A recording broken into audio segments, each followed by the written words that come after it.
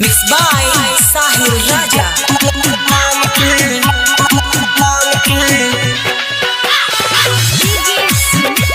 Presented by Angika Music. सब जगह सुना तानी गाना उनके नाम के सभे रे बजावता वे डीजे में बांध के भोजपुरी गाना हिटवा खेसारी लाल के नाम से भोजपुरी गाना हिटवा पवन सिंह के नाम से भोजपुरी गाना हिटवा खेसारी लाल के नाम से भोजपुरी गाना हिटवा रितेश जी के नाम से आप सुन रहे हैं साहिल राजा को।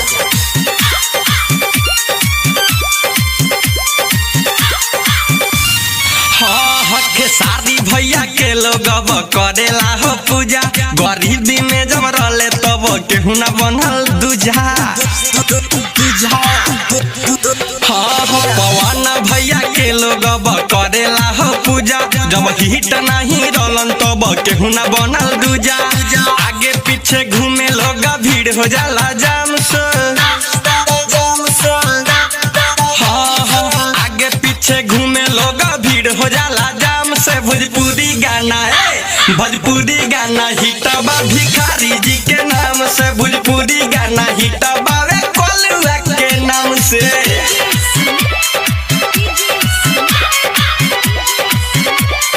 Mountain Studio, Motihari.